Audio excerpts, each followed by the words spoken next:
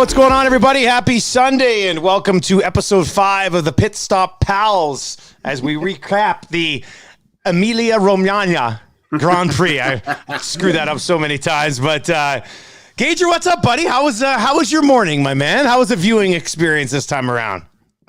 It was good. It was good. I didn't get the full Just Gage race morning on a Sunday because my daughter had dance this morning. So I had some people talking to me during. I was getting a little rattled and stuff. People are the worst.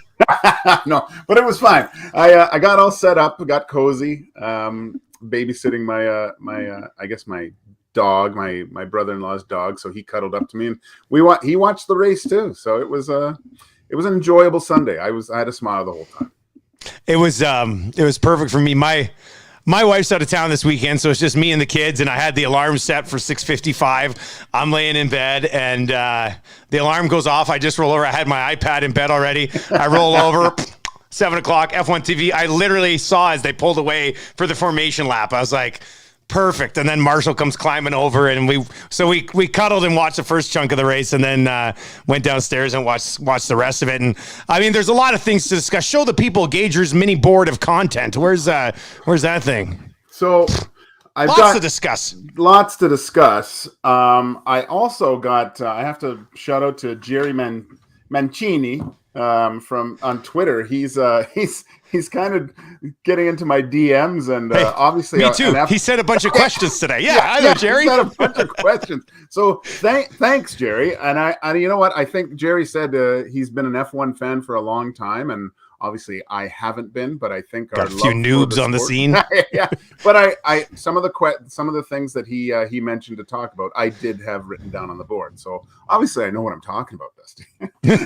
Let's get right to the start, but then there's a bunch of other stuff that we can break down. But especially after the way the sprint qualifying started with Leclerc getting that inside track and the great start, and Red Bull. I mean, Max looked awful off the start in the sprint. I was thinking, okay, if we're going to get a good race, we need Charles Leclerc to get that inside track again, and we can get going. And then today, it was the exact opposite. Both Red Bulls got off to great starts. The Ferraris had a horrible start. And then, of course, Carlos Sainz, who I keep doubling down on our fantasy. I'm betting on him because he looked pretty good in the sprint race. How many spots did he move up? Like 3 or 4, right? Or 5 or 6, I guess, when it was all said and done.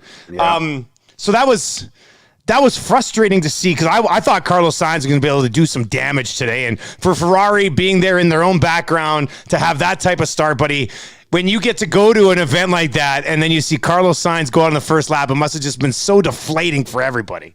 Oh, they panned the stadium, and just, you would expect some people to be upset, but not everyone, right? Like that's a pro Ferrari crowd in there. And the smooth operator just can't finish. It's really sad because I was looking for him, the way he moved through the pack before.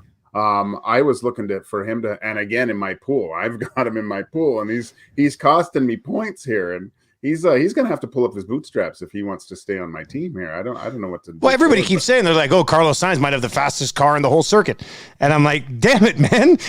You got to do something here. It's extremely frustrating. So that's kind of how it started for Ferrari. Let's just sit with Ferrari here and get to Charles Leclerc and what happened to him, Gager. I mean, decides to come in, change those tires even before he hit the, what do they call it, a sausage curb? Is it the sausage? Yeah. So even before he hit the curb, didn't he say, I think we made the wrong choice on the tires? So obviously it was a choice that kind of backfired, and I'll give him credit getting a few spots back there at the end. He was flying at the end of the race, but that was just a tough pill to swallow all day for Ferrari. Well, and to see him take that corner, like he was just trying to press and get up to Perez. We knew that it was getting under that 10 lap kind of in that window where, and they got those new soft tires. He was complaining, but I was like, maybe they'll be better at the end and outlast. He seemed like he was going okay on them, right? Yeah, it didn't look like he was struggling. Sometimes they do say that over the radio just because all the other teams hear it too, right? So maybe they can think of something. But then to have that happen and just both Ferraris, just complete mishap. But you know what? If you really look at the whole thing, it looks like right now in the standings, and you just see Red Bull and Ferrari right there, and let's face it, Ferrari's been quite lucky with some of Red Bull's misfortunes over the last couple races. So this kind of evens out the playing field. I really don't want. I like Ferrari. I'm leaning towards like a Ferrari victory. I like it, but I don't want to see them run away with this thing either. I want to see them pressed, and Max is just stone cold. It seems like this year, like he is bang on and like laughing, crossing the finish line today. So, that's a nice Sunday drive, right? He's feeling it. That car is a dynamite. The one thing that they were talking about though, when Max laps Lewis Hamilton, and they were just like, ouch, and just for Hamilton to get the blue flag and have to let him go, and I actually felt so bad for him there. And I mean, we can talk about this later, but there was one little point between him and Toto. So, but yeah, I mean, I can't wait. I wish there was a race next weekend, but we're gonna have to wait a couple weeks for Miami. Man, I'm with you too. Like I felt like last year there was a ton of races, and now I'm looking today right away. I was just like, oh yeah, what's next? Oh yeah, 2 weeks, and then another 2 weeks, and then we get a double. I think we get 2 weeks in a row. So I want one every weekend, buddy. I'm not gonna lie. Did you get this deflating feeling though when Max got away clean? Like as soon as he got away clean and had Perez right behind him, and then Lando sitting in third, I was just like, shit, man. Like Leclerc ain't tracking down Verstappen today, and they're not going to let Perez push him. Like it was, to me, it was almost. Now there's still lots of other things to discuss from this race, and we certainly will. I mean, I was intrigued by Bottas trying to track down Russell at the end, but when Verstappen got away, a little part of me died a little bit. I was like, damn it, I think this one's already over. As soon as I could see his lap times spread between Perez and Lando, I was like, safety car, come on, safety car.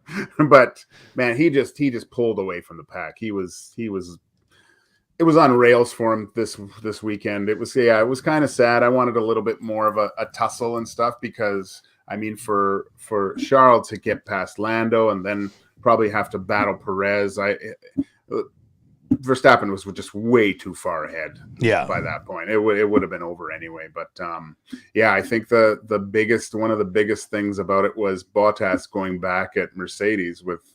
He was pushing, man. Oh man, that was so. I flicked to Bottas's helmet. How bad did he want that?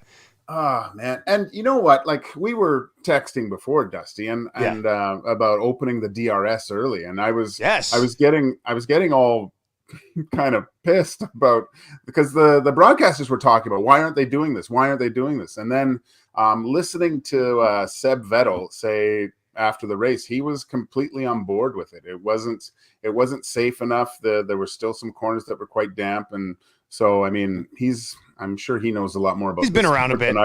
So he said it was the exact right time. It's funny. The broadcaster said the track looked good enough to have it. There was an accident, I guess, last year. I can't remember what race that was, but I would have. I mean, these cars, they're just. There was the one of the FIA, the constructors of the new cars, Braun. Not Lloyd Braun. I want to say Lloyd Braun. But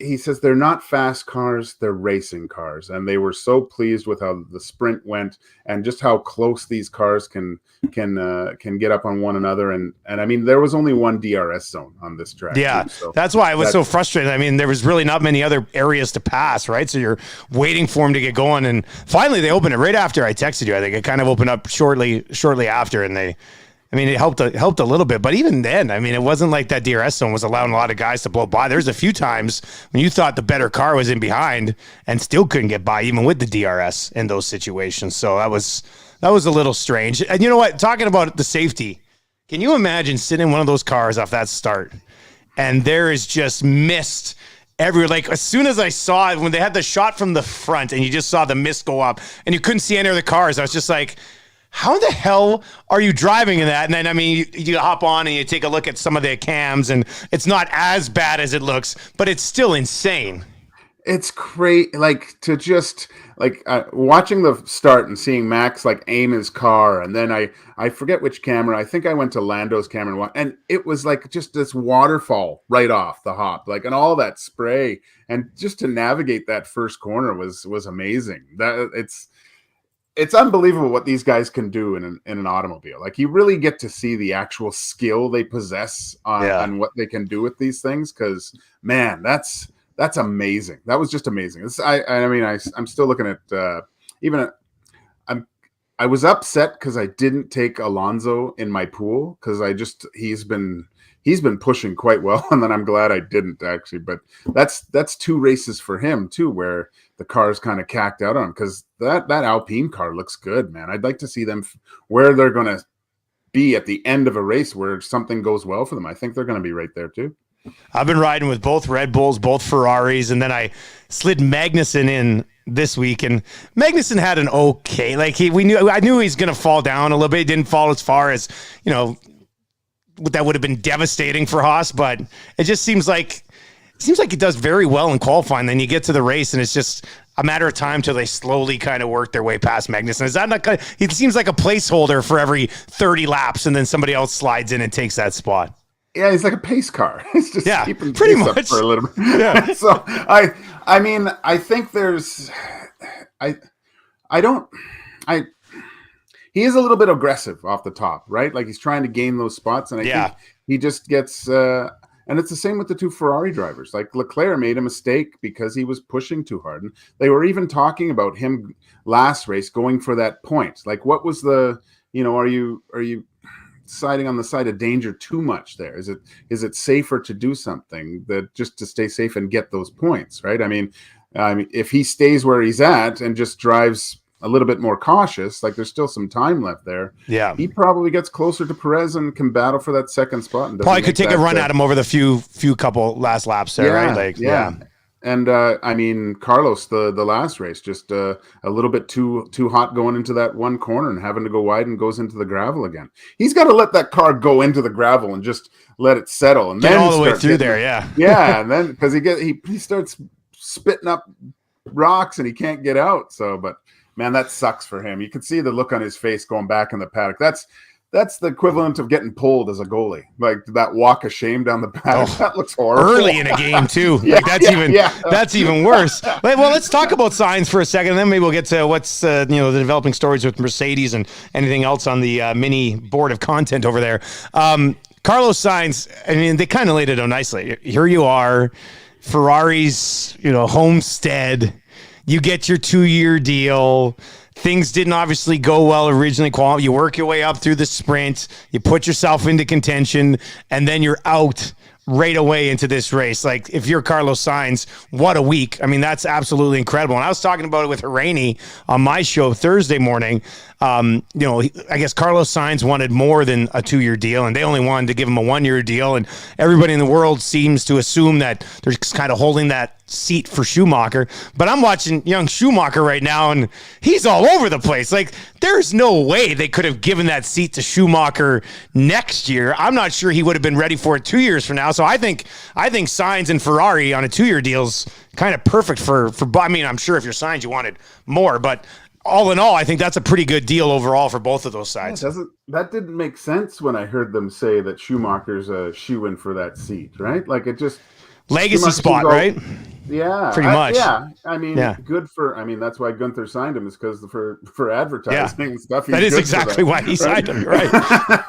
But no, that didn't make sense to me. And hearing how Carlos wanted the 2-year deal just to feel like they have an investment with him, so they can put the work into the car that will suit him better, and not just go with Charles. And there's a lot of talk, this is Charles number 1, Carlos. I think it's too early to really say any of that, because we really haven't been able to see what Carlos can do over a race where he performs quite well. Like, I think there's a lot left to give in that car and what he can do. Because if the sprint has shown us anything, in poor conditions, especially, and what he did during the sprint, man, there's a lot left in that car. There's going to be a big battle for for 1, 2, 3, 4. I think.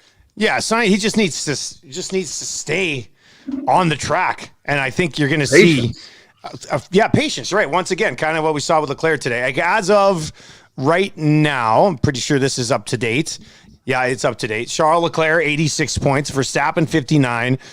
Perez has 54. George Russell has 49. And Carlos Sainz, as messy as this has been, he's got 38 points. So he's not that far out of, tracking down Checo. And then you've got Lando at 35, Lewis Hamilton at 24, Lewis Hamilton at 28, Bottas is 24, Esteban Ocon's at 20, and then Magnussen at 15 with just the greatest Haas season of all time. And of course, he's followed by Danny Ricciardo, who is in number 11th. Ricciardo, and was that on Ricciardo? Do you think the Ricciardo Sainz thing? Like, it seemed like just one little, and it was on Danny Rick, wasn't it? He said the hitting the curb, it bumped him, gave a little bit more, knocked him into. But yeah, it's completely his fault. He said in his post interview he was going to go apologize after that. But I think it was in his control to do something, and a little bit not out of his control, if that makes any sense to that. But man, that was bad too, because I mean, look at the McLarens. I know. They're there too. Like, they're close, man. And decent Lando bounce back for McLaren. Hey, Gager, like on episode 1, 2 for us, we're sitting here going, Zach Brown's wheel bag is ruined McLaren. And now Lando right back in the thick of it. Ricciardo, end results might not be there, but his car looks like it's moving pretty good again. Well, I had one of my points was Norris sandbagging, because he was talking so poorly about this McLaren car and how we don't know if there's a track that suits this car. Maybe we'll find out later this summer. And then all of a sudden he's pushing up into the top 3. Like, there's something there. And he said they made some subtle adjustments. There were some upgrades to that McLaren car. And obviously they're working, man, because off the start and even holding that position for that long, that was impressive. That was really impressive. So, man, I can't wait to see what this Miami race is like. Street course, like, obviously a little bit better weather conditions. Hopefully, this is really exciting to see what happens. I haven't even seen sure it's out there, but the like the simulator rip. Have you watched that anywhere yet? Yeah, I've watched it. You did? I've watched it. Yeah. Does it look good? Yeah, it does look good. It looks like there's places that they can battle and pass and things like that. So yeah, it doesn't look like a normal street course to me. I could be wrong. On the simulator, you don't get the proper kind of layout and stuff, but you get a kind of an idea. You might have a good look at it from above or something. You might have to get into your simulator and see. Don't get me started, Gager. Okay, obviously there's a few storylines here with Mercedes. Gager, do you want to start with Russell or do you want to start with Lewis? Well, let's start with Lewis, because Toto was on the radio, and it was a sullen Toto Wolff, like, just sound like someone killed his dog. And the looks during the race into the pit crew and seeing the look on his face, that's a look I haven't seen on any of the platforms for Sky Sports, F1 TV, Drive to Survive. This guy looks like he's losing sleep of what's happening to this team. No answers. Yeah, looking puzzled at his team around him, and like bewilderment in his eyes. And the message that he said to Lewis is basically, he was apologizing to Lewis that we didn't get the car in the right window, and the stuff that we did was not right, and we didn't give you a car that can perform, and basically just, I'm really, really sorry, Lewis. We'll work hard to get you a better car. And I was like, wow. And then hearing Lewis saying, "Thank you, Toto. We'll do this together." So that was it wasn't like Lewis. No, like he seemed positive about the whole situation a little bit. So that's good, because I like Lewis Hamilton. He does a lot of great things, and I understand as an athlete and losing, it sucks to talk to anyone right after you lose. It's a bad idea, I think, in the first place. But there's a definite kind of attitude with him that I think he needs to adjust if he wants to battle with any type of car.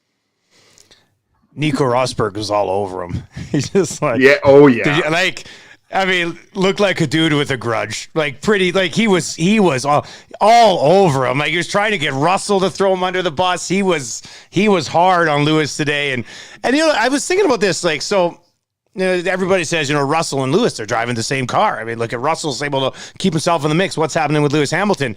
And I wonder how much of it is you think this. Lewis Hamilton's car this year is shittier than his was last year, and George Russell, as bad as this car is this year, is better than the one that he was rolling in last year, right? So he's got this better car that he's driving this year, and it's making him feel better, and he's giving better results. And Lewis has a shittier car than last year, and he's frustrated with the way it's performing. I think there might be something to that theory. You might have something there. In that Williams, that's driving a 2x4, right? Yeah, like, so much. Now he's got something that actually stuff works and it doesn't blow up on you. He's driving a Lincoln right now. This is great. That could be to it. I mean, Lewis had that Mercedes that just everyone said no one can touch this thing.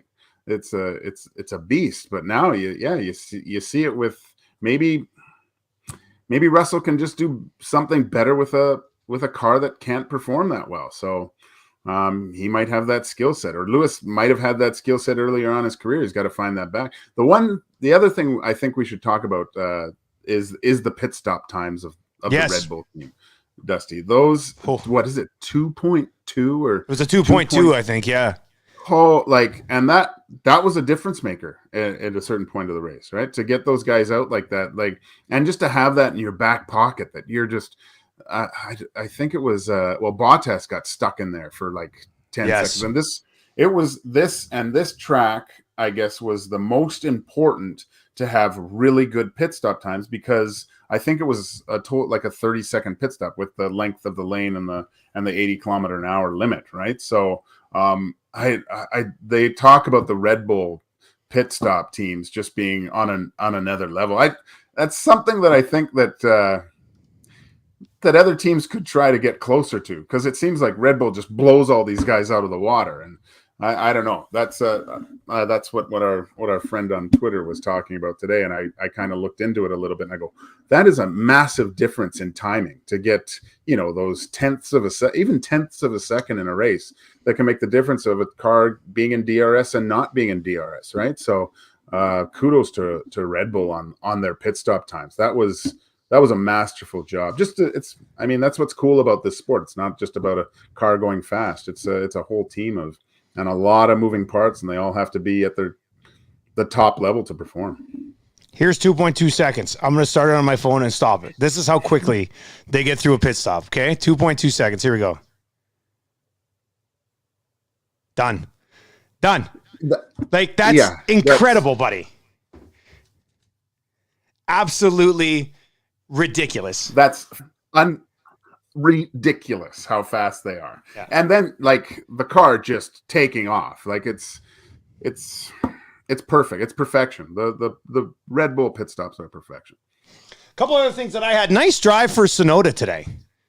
He finished 7th. That was there's been a lot of hype. Not a crazy amount. It's not like we're expecting big things from him, but everybody seems to say, he's a driver. He's definitely going to be able to make an impact here at some point. And I thought that was a pretty nice finish for him today. He finished 7th. The other thing that I found funny is that the only two constructors that had two cars finish in the top 10 were Red Bull and Aston Martin, as Vettel finished 8th and Lance Stroll finished 10th. If you can believe, with just the way it works, right? You got your McLarens, you got your Mercedes, you got your Ferraris, and it's Aston Martin with the other team that actually gets double points on the day. So that was pretty crazy as well. But the only frustrating thing here is that we have to wait for Miami now. It's a buzzkill. Yeah. Well, good for Vettel too, right? I'm after the disaster of the last race, right? And him coming back, and I love the look of those Aston Martin cars. They are nice to look at. They look sleek, right? Sleek. Yeah, they just look really good. And to see him battling up there too, man, this is great. I know last year was like a 1 in a million, and it was an unbelievable battle between Lewis and. But I actually was thinking to myself today. I go, I actually like this season better, just because I don't know what's going to happen. You know, there's guys. I think there's going to be a lot of changes over the next few races of upgrades and things happening with guys, because you see the improvement. Like if you talk to most guys, if you look at those pools, I don't think anyone had Aston Martins in their pools, right? And to see them move up like that, that's awesome. This is going to be fun. It's going to be very fun. And it means lots of good podcast episodes on the way. If you've been listening to the podcast, give us a 5-star rating on Apple Podcasts, wherever you can rate podcasts. That would be awesome. And if you've been listening and you'd like to watch it, you can always watch it on YouTube. And if you've been watching on YouTube, make sure you subscribe to the podcast, Pit Stop Pals, on all of your podcasting platforms. Gager, enjoy the rest of your Sunday, buddy. And welcome to Miami. We'll see what happens. If there's any big news throughout the week, we'll bang out an episode next weekend as well. And if everybody's just laying low heading into Miami, we'll be back getting you ready and breaking down what happens in Miami. We'll talk to you later, buddy. All right, buddy. Have a good Sunday.